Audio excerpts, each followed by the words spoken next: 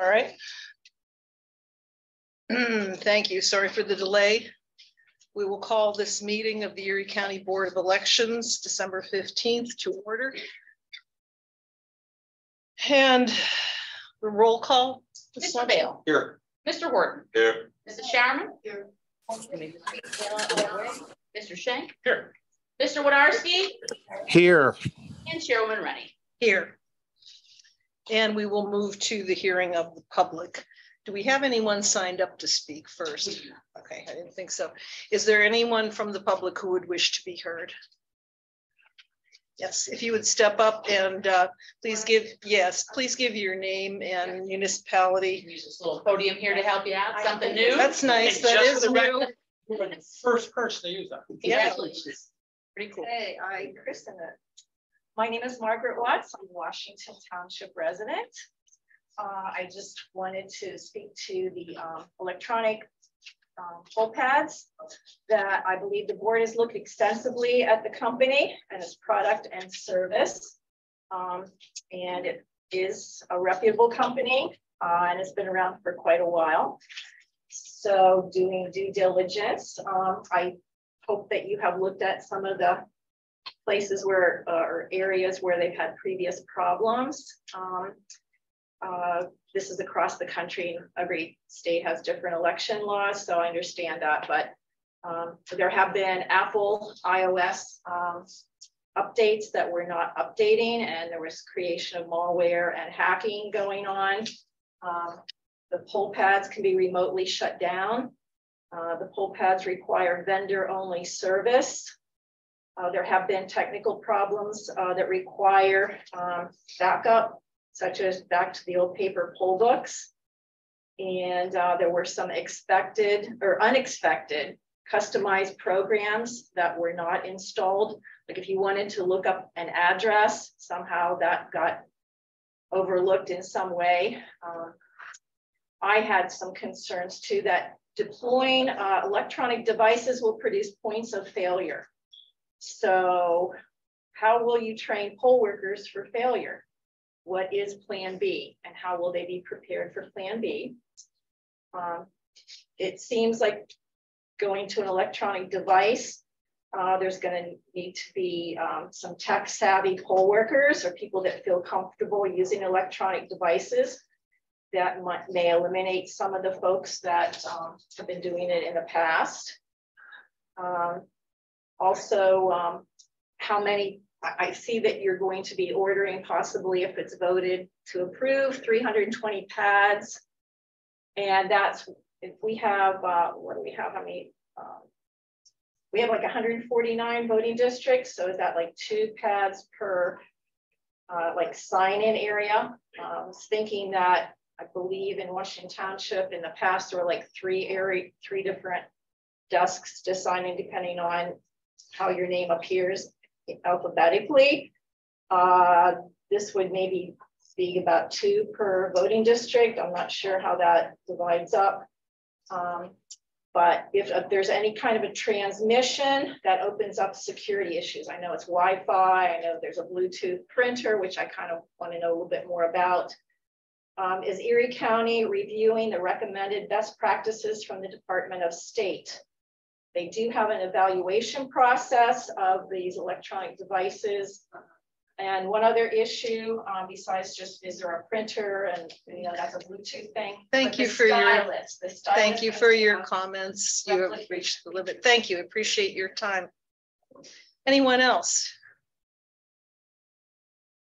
Name and where you live. My name is Catherine O'Neill, and I live in Mill Creek, and I am actually the judge of elections for Mill Creek 21. So I have similar security, concerns. So I know you're looking at all of that. I know this is inevitable because everybody's going to be going paperless eventually. But I personally have an elderly woman who worked with me on election day, and I know the theory is that everybody has a cell phone, everybody knows how to use it. I don't think this woman has a cell phone. She actually struggled with the paper poll book. So I'm just anticipating that we will have people who are just not going to want to work with us anymore. You know, that's just my experience. I was worried about the signatures because, you know, sometimes these electronic signatures are just like goofy. I don't know. Anyway, you know, maybe it can be just the decision. It's an awful lot of money to spend, but I know you're looking for those issues. So thank you. Thank you. I appreciate your comments. And anyone else from the public who wishes to be heard? Are you taking remote comments yet? We will be, yeah. Greta, as long as you're up, why don't you go ahead? All right, this is Freda Tepfer. I'm in Erie. I'm a judge of elections, and I'm borderline elderly person, so with moderate technical savvy. We recently, and I do want to say I have the greatest respect for Tanya and everybody in elections, and I understand they feel that they've done their due diligence. But when you made the change recently to add a second list of numbers for the clerks to deal with, nobody consulted with us. And I tell you, there were a lot of issues with that. And the training you give us is good, but it's rushed. And a prime example of that is 3 times, and still a polling place that knows they have a blind voter has not been able to utilize the technology there. The Philadelphia's contract involved 83 different requirements that had to be met. How many requirements is Erie County giving this contractor? I'm concerned with how our iPads actually even supported for 5 years. I think that the poll workers, at least the Joes and the inspectors, should be invited, just like we did when we purchased election machines, to come and try them out. You know, we may be the ones who can offer suggestions. We make a considerable investment of our time and energy.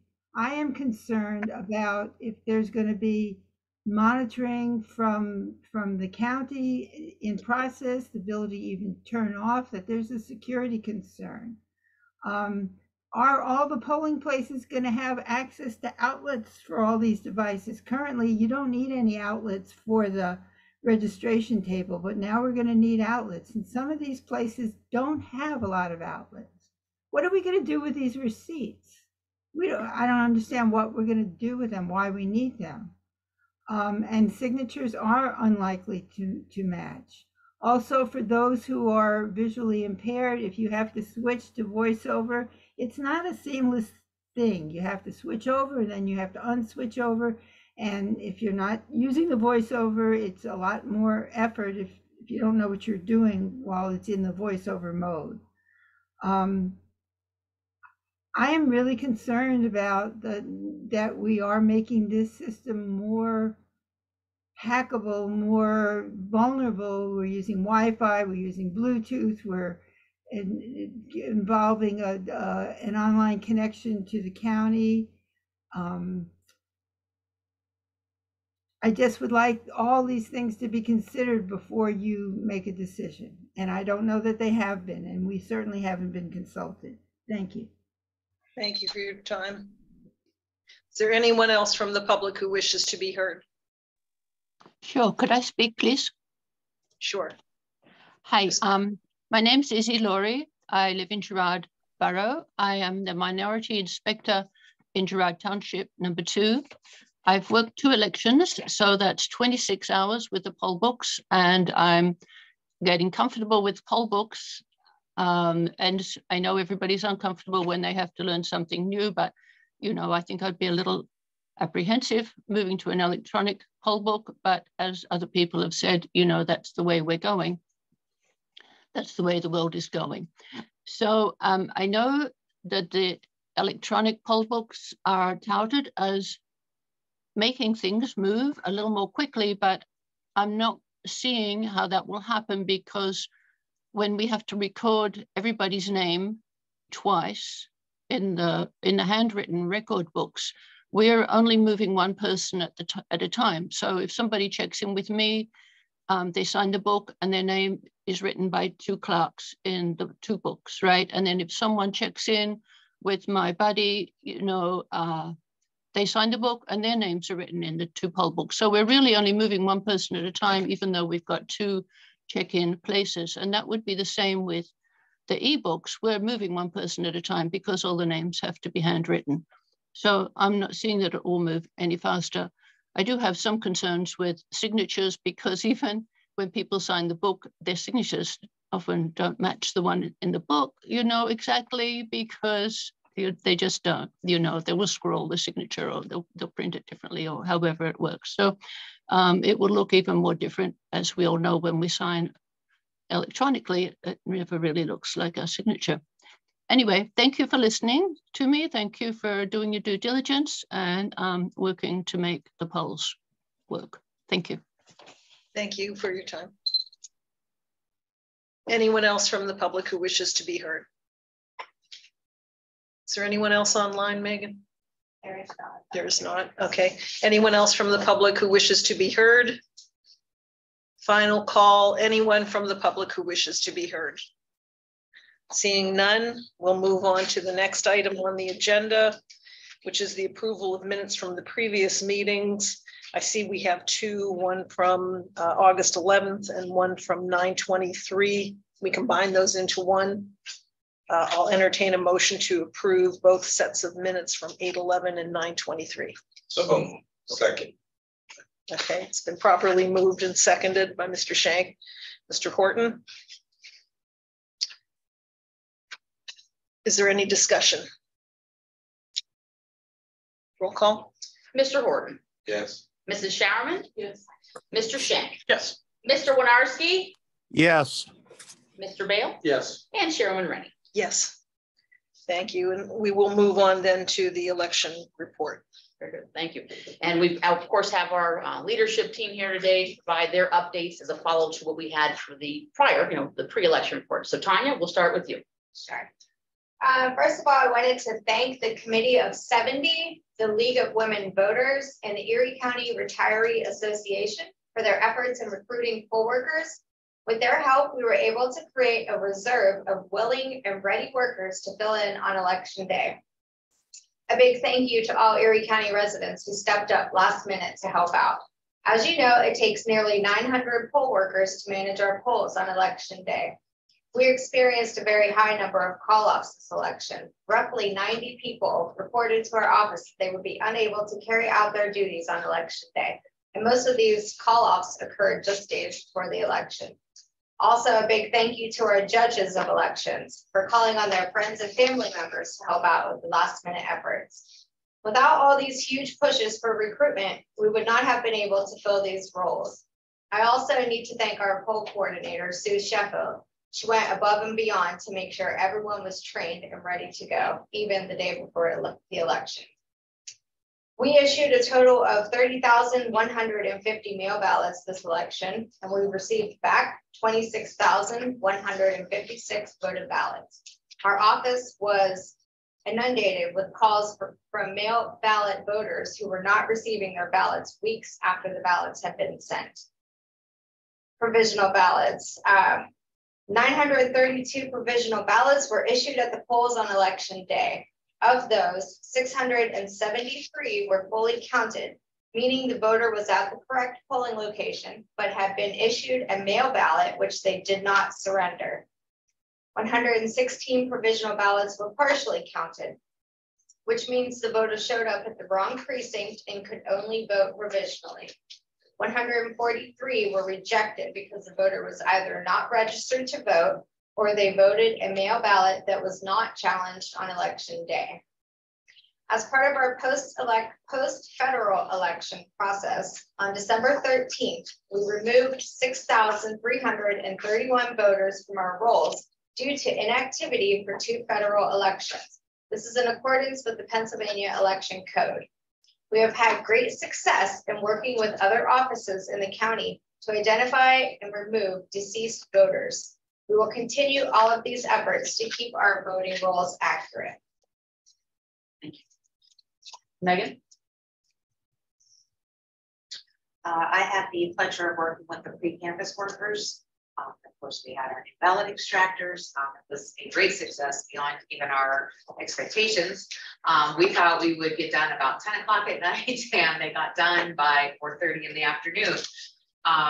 The workers we had were really unbelievable. They caught on very quickly. They worked diligently. I mean, they just plowed right through those mail ballots. It was really amazing. They did such a good job. The ones that we received prior to election, as I said, they were open by about 4:30. We were done scanning them in the office probably by around 8 o'clock.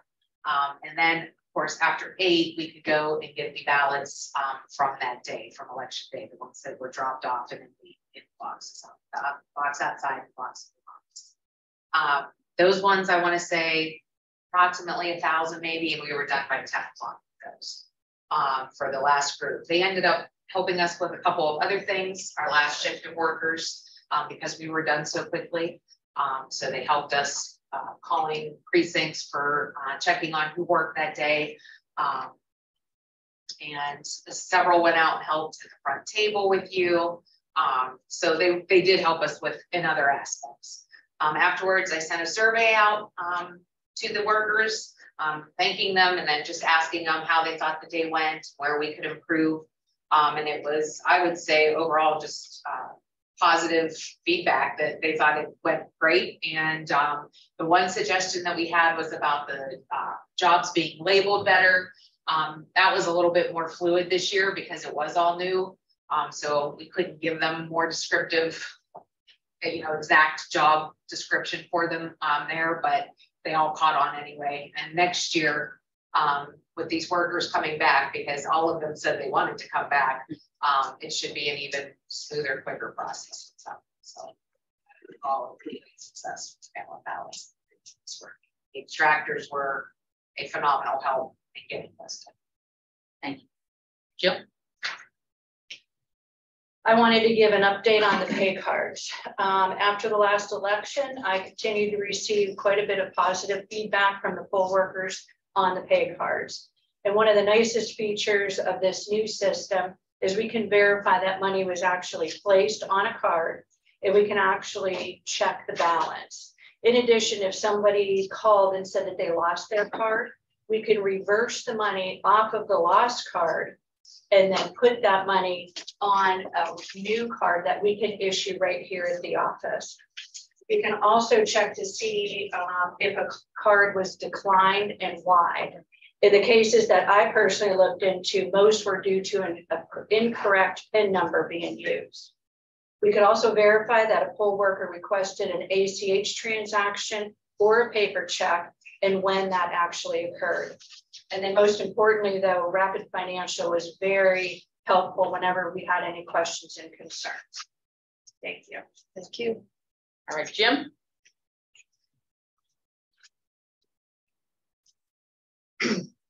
I would like to thank all of our polling sites across Erie County.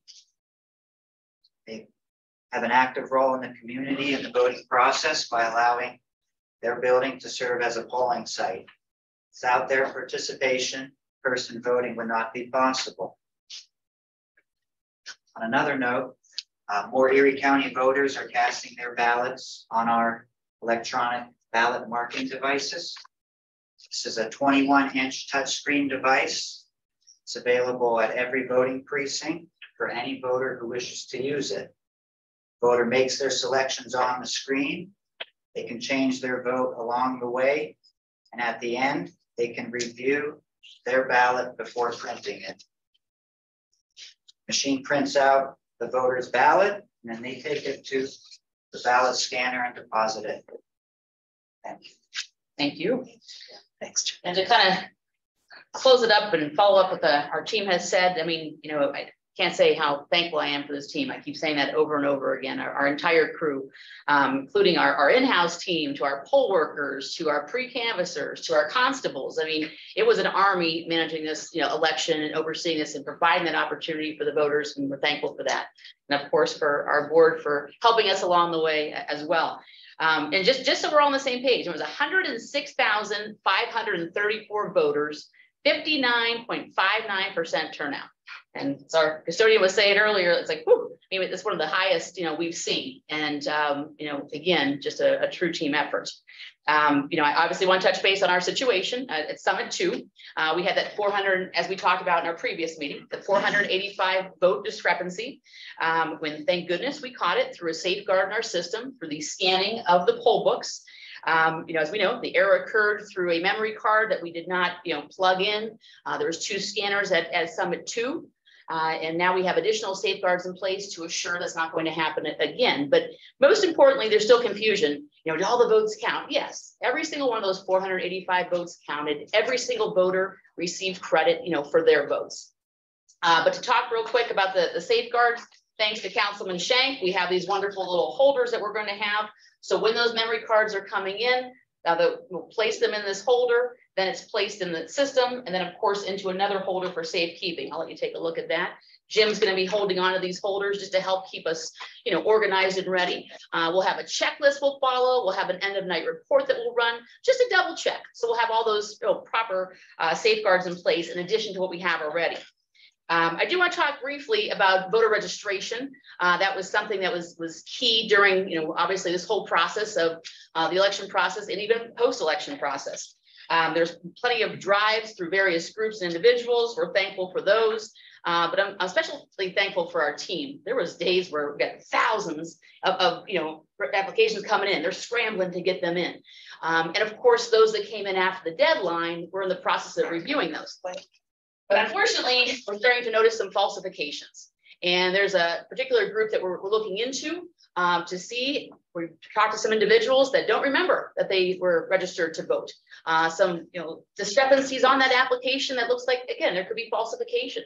The good thing is these individuals did not vote in this election. Some of them didn't even know they were, like I said, registered. But it's something we're continuing to look into and review. And I spoke to this group once already in the beginning when I had some concerns, and it's what we're looking into now as well. We're conducting a in-depth search to make sure everything is okay from that perspective. I do want to talk about one thing I mentioned earlier, our constables. We had those 18 constables there floating around to the various different precincts. Of course, they were all elected for a certain area and stuck to those precincts, but they could back each other up if need be.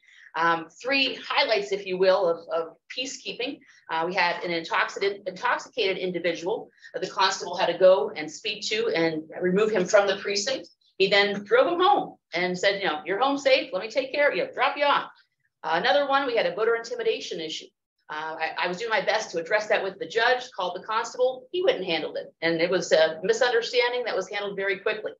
One thing I didn't even know until after the election, when Tanya and I sat down with some poll workers that came to visit us, we had a constable that actually drove a judge of elections here on election night. He was just stopping to check in the precinct before he went home for the night.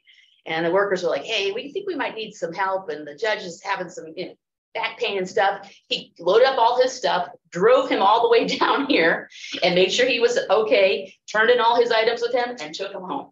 I mean, to me, that's above and beyond, and thankful for those constables. I do know that we did mention in our ad that we were going to talk about election night reporting. We're not quite there yet, looking into that, but we'll have more information as we get closer to our May 16th primary. But we'll discuss that in 2023. And that pretty much concludes our report. Of course, ready for any questions. Any questions from any of the board? I do. Yes, sir. Absolutely. 6,300 some odd voters were purged in accordance with election law. They didn't vote in 2 presidential elections. Does that mean they didn't vote in any elections, any off-term elections at all? Just they have no voting record in 8 years, just so we're clear. Is that the case, right?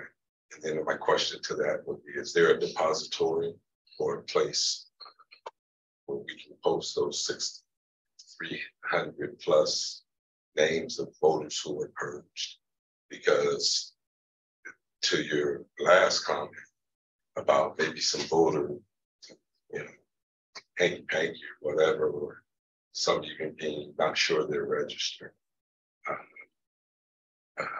I think that in the interest of transparency, in today's age, we should be able to post those 6,300 names, because certainly they're not all 6,300 dead.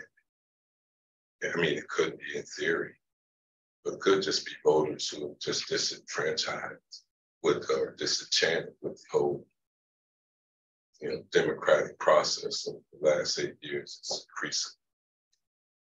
Got negative. Many of voters that's reporting are turned off.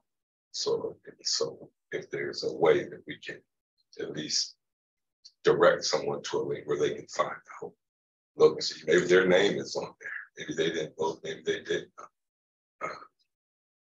Maybe they did and might want to be recharged by knowing that they were purged, or there's something, or that they're forfeiting their privilege without registering. That's one thing.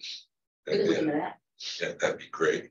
And also with that, because we pay a lot of money for this technology, certainly we should be able to look and see by demographic what percentage of Black or Brown or Latino or Republican or Democrat voters are pledged to. I would think that those would be numbers that would be both party chairs would be interested in. And so we're just always looking to provide more information. And also, I know typically we don't speak to hearing of the public, but I want to assure those who are listening, those who did care enough to come down, that many of the things I've weighed, and I'm not in disagreement with you, but we are in an electronic society now, and things are moving that way, whether we like it or not. And as with technology, there will always be questions. And my thing with technology, my big thing is in technology or any other contractual binding thing, we get Chuck, Mr. Crane knows this. I don't like doing proprietary contracts where we have to pay astronomical maintenance, upkeep fees, and we're depending on one company. But I also know that that's industry practice as well. And it's one of those things that, no, I don't like it, but that's kind of how it goes.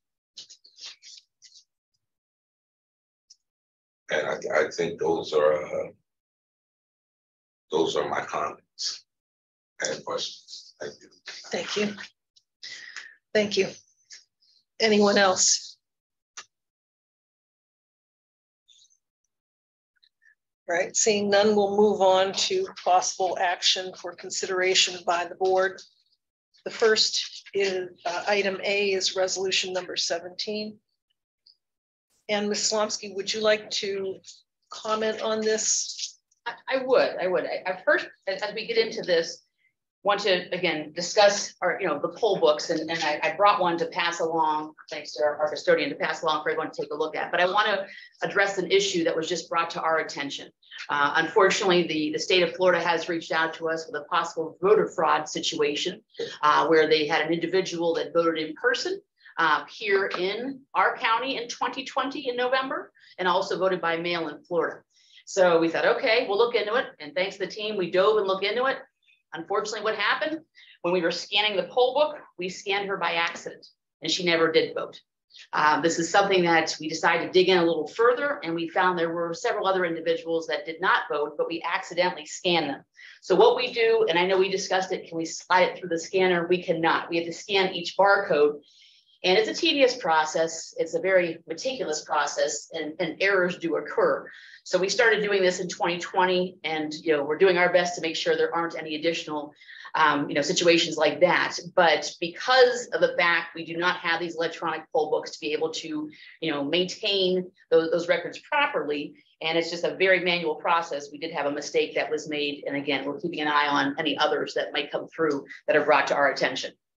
As for the electronic poll books with No Ink, as we had a chance to, prior to my arrival, when you had Tricia from No Ink on Zoom, going over the process with you, having her in-house, having a chance to answer any questions, go over all of that.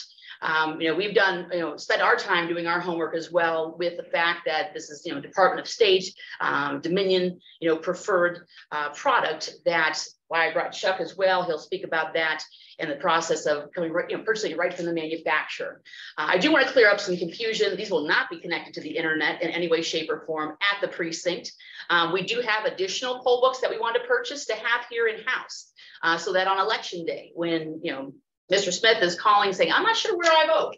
All right, Mr. Smith, you actually vote over, at, just for example, we'll say, Central Erie High School, okay, where is that at? Do you have a cell phone? I do. Here's your cell phone. Okay, let me take that number down, and we can text him right from our office, text him where he needs to vote. He can see it on there and go ahead and vote. The big thing for us, besides the whole integrity side, transparency side, is also just helping the judges out, helping our staff out. I mean, so many people are confused. Where do I go vote? And what do we do? And the poor judges have to call us. We have to double check. Half the time we're on the phone with somebody else. And it's just causing a delay for the voter, a delay for the judge, and of course, additional stress on our staff, where we'll be able to look that up right there at the precinct. And again, we'll have extra on hand here to help us, for texting those, to help guide them, to the polls. But from this perspective, though, to have those Act 88 funds to be able to use, I think this is what I've been kind of, getting excited for, because again, the integrity, the transparency side, but also less stress on the judges, less stress on our staff. Tanya and Jim have really been putting their heads together on how they want to roll this out. And if you don't mind, Tanya, I'm going to kick it to you just for a little bit, just to talk about how you want to go through this process. I'll admit, I was wrong. And the idea I had of just pushing it out, and they brought it to my attention. So go ahead, Tanya. Okay, so we were thinking of doing a little bit of a slower rollout. So we would pick some of our precincts that share a building. The great thing about the poll pads is that I know we have several locations that have 2 polling locations in it. So, a school might have 2 polls, voter comes in, they don't know which side to go to. They go to the wrong side. They've stood in that line for a while. Now they're told to go over here. So now they have to go over here and stand in this line. The great thing about the poll pads, now we can have one registration table. The voter can get signed in, and then they'll tell them which side of the voting to go to, so they can go to the correct poll. So we're thinking of starting out with just these polling locations that have 2 or more polling locations in that building, and then our larger precincts. And then we can get those poll workers trained. They'll understand what they're doing. We'll have a better understanding of how the machines work, and hopefully we'll learn some lessons after that first election, what worked best, and how to move forward before we roll them completely out. Jim, is there anything you wanted to add to that at all, or we got it pretty much covered? Well, there would always be a paper. We would always be able to print a paper if we needed to. So that option goes there too. I think for the first year, especially, we'll have the paper options there as well, just in case something happens that we're not familiar with. The poll workers will have this paper trail to go back to, so they can get a signature on paper if they have to. And I have a question. Well, maybe a question so much as I'd like some your reaction, I guess. When you have an operation that operates with 800 to 900 people, small army of people, and the fact that it is all done on paper ballots and so forth, the chance for human error is multiplied all the way along, no matter, we have so many safeguards and we manage to catch things. But the chance for human error is always going to be there. And one of the things, and I said this when Act 88 was passed, I think Act 88 was one of those things that everyone should have been able to support, because it offered the chance to beef up elections on the local level through technology that helps to reduce the error rate. And I know you've seen this in action, Tanya and Jim, and just if you have any additional comments from people who have already implemented and some of the things that they may have seen. So I have had a chance to talk to Dauphin County, They're in a pilot program right now with the electronic poll books. They said that they found great success. In fact, they're the ones who recommended, you know, having one registration table for precincts that share a building. So we will have a county that already implemented the poll books to go back and forth with, you know, so that we can discuss how we're going to move forward. And I did want to add, I heard a comment earlier, I think it was from Greta, about the list of voters that we sent to the polls this election. You know, we use those as a reference point because 9 times out of 10, the poll books aren't correct, you know, so we use that numbered list of voters to go back and forth. Okay, the voters signed here, they weren't signed it over here. It was kind of a reference point. We are going to look at carbon copy list this time so that we can make that a little bit easier on them. But we do have multiple checks and balances in place, but it takes time. And then they're still they're not always accurate. Okay, thank you. Questions, comments from them? I'm sorry, go ahead. Yeah, this portion of that 88, everyone should have been able to get behind. Although I didn't agree with the act in its entirety. The fact that we're actually not getting an unfunded mandate speaks volumes. And in the past, prior to all the election hubbub of the last few elections, oftentimes the county for that time. That said, clearly we're headed that way. And I'm just a stickler for it. I believe that training goes a long way. And I know that our staff and our Army of Volunteers have done a tremendous job under tremendous and very trying circumstances at times, with the people hawking over them, with the law changing almost every 24 hours, and getting mandates come down a week or days even for the elections doesn't always lend itself to a training schedule. So because we know that this is coming, I would look to start establishing that training schedule now. For all the reasons that many of the public speakers or the public spoke on today in regards to older voters or just new material or new training people. Change is difficult sometimes, and perhaps we can have a couple extra days training. I do know that you all do a phenomenal job in the training, but they probably, I think she said it's kind of rushed. And that's because we're rushed. And that's why we're doing this, because of the things that Chairman already said too. It's been very, very taxing on our staff. I've seen it go through before there was any of this equipment. I've seen all the votes packed in here, the room packed, bags of votes everywhere, everyone. I've seen it. I've seen the almost 20, 16, 18-hour count days. And then I witnessed the past election, and Megan said it. We thought, oh, it's gonna be a long night. It was at 4:30, we were twiddling our thumbs. So thank you all again. Just something for consideration, extra training days. And that's every entity or organization should always maintain. You're only as strong as your training these days. Absolutely. Thank you. Councilwoman Showerman.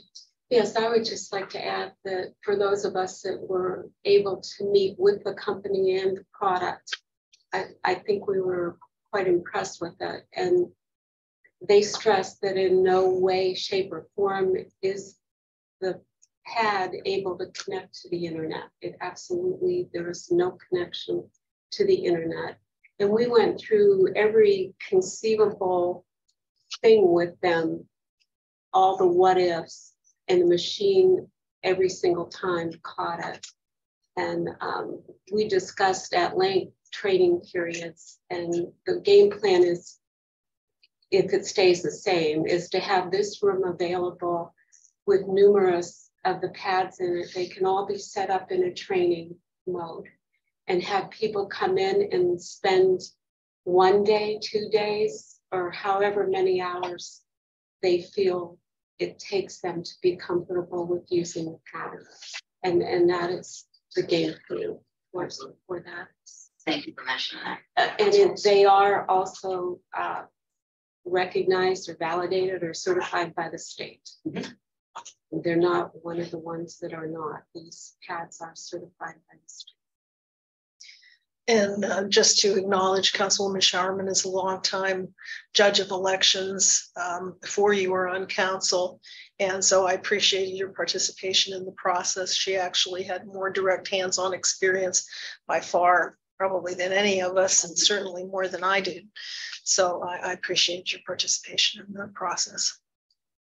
And if I can just echo that, I mean, both of you said, I mean, we're ready for the training, spending all that extra time, as you mentioned, as part of the plan. And, you know, with Jim as one of our trainers as well, making sure people are comfortable. And Councilman Bale, the last thing I want to add is, like we talked about, you know, in the error that occurred and the fact it took us so long to find the error of the safeguard. If we had these electronic poll books with that increased transparency and integrity, we would have caught that error. You know, I don't know, we say maybe 2 days after the election, something like that. This will be so much faster.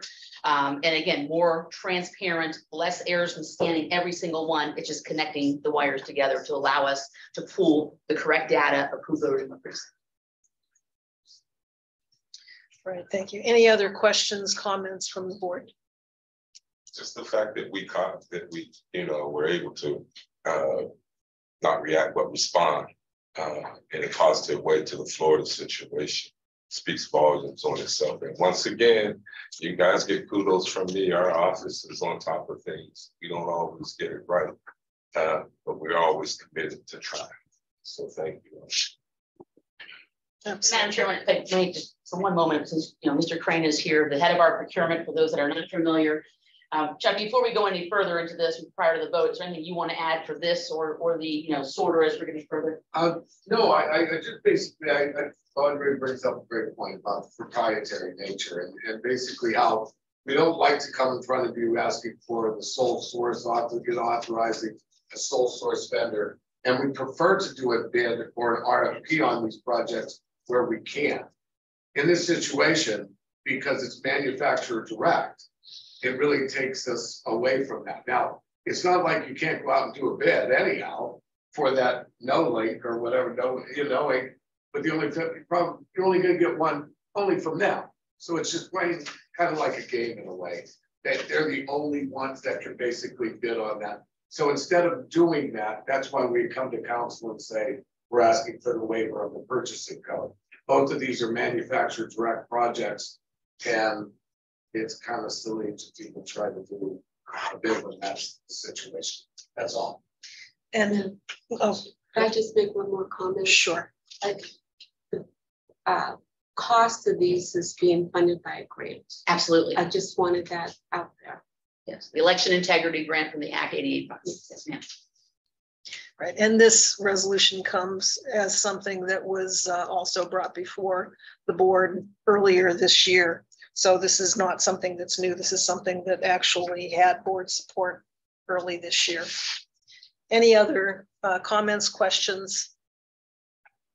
All right, then I will entertain a motion to approve resolution number 17, authorizing the purchase of electronic poll books from Knowing using Act 2022-88 funds.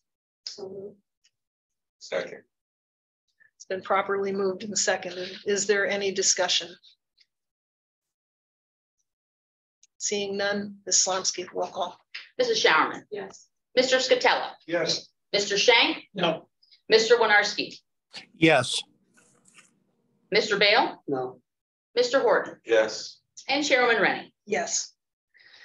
Thank you.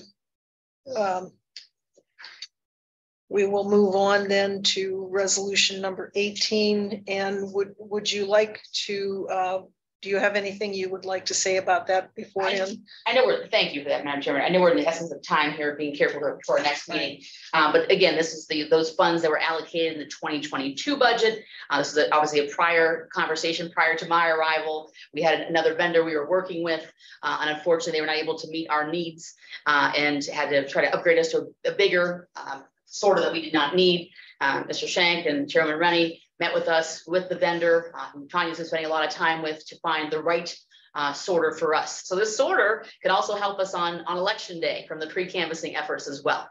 So we're pretty excited for that. And again, just so we're all on the same page, the cost for this is $205,000, $78,500 in Act 88 funds, and $126,500 in the restricted line that we had to use in our 2022 budget. So we're using that right down the wire, as Mr. Procurement said to us. But again, we had those funds already allocated. It was a use them or lose them type thing, but we are only using $78,500 in Act 88 funds. Thank you. And this is something that Doug was advocating with some of us on last year, trying to decide where we were even going to put the thing. So I do remember that conversation well. Is there any questions or comments from the board? I move that resolution number 18, 2022. I'll second it. It's been properly moved and seconded. Any discussion? Roll call. Mr. Scatella. Yes. Mr. Schenk. Yes. Mr. Winarski. Yes. Mr. Bale. Yes. Mr. Horton. Yes. Mrs. Showerman. Yes. And Chairwoman Rennie. Yes. Thank you. Is there anything else for the good of the order? I did want to bring up something real quick. As we're talking about moving forward into 2023 and talking about our printing process, working with our printer. I did not include that in my report, but it's something I want to briefly talk about. And the next process of whether we put the printing agreement out to bid or an RFP process. I've been working with Chuck. And there are the two options, the bid and the RFP for everyone to view. I only printed out one for us to pass around. It's quite lengthy. Then here's an example of what we would use for an RFP process, in terms of scoring. But it's something that I do want to address because we did have some concerns in both the primary and the general election, especially with ballots, tracking down ballots, people not receiving their ballots. It wouldn't hurt for us as we have cost-saving measures in place with this budget deficit. How do we help save some money? This is something that we could look into. Also to help the team is what I'm worried about, tracking down these ballots. I think that was sometimes 80% of our phone calls on a daily basis. And we tried their tracking system, it didn't work, but it's something I think we need to look into doing our due diligence. Again, nothing to move on at this moment, but just discussion about, we have an option to put it out for bid, where that process is, of course, the lowest in cost, or the RFP with the scoring process. And I passed along, and everyone, you can keep one of those, Councilman Bale, the score sheet there, pass that around as well. Just something to consider as we move into the new year. And I would like to move forward in the beginning of the new year with something like this, a bid or an RFP process. Thank you. It is the responsible thing to do, and it's in accordance with the purchasing code. And we've actually owned up to the fact that we should have done some type of an RFP or bid even before this, but with everything that had been happening the last few years, in the transition to the paper ballots, and the fact that there were very few printers who could even take on that job, I think next year is the perfect time to be doing that. So I'm glad to be reviewing it now in anticipation for either doing a bid or an RFP process. I tend to prefer the RFP myself. I think it's maybe a little more time consuming, but it's more precise, more exacting if we have the time to get it through. Any questions or comments? We're not taking action today, but something to be aware of. I'll just pass this along. All right, I will entertain a motion for adjournment then at this point. So moved. Thank you. This meeting is adjourned. Thank you. And sorry for the late start. Oh, that's fine. All right. Meeting starts at 3. We're going to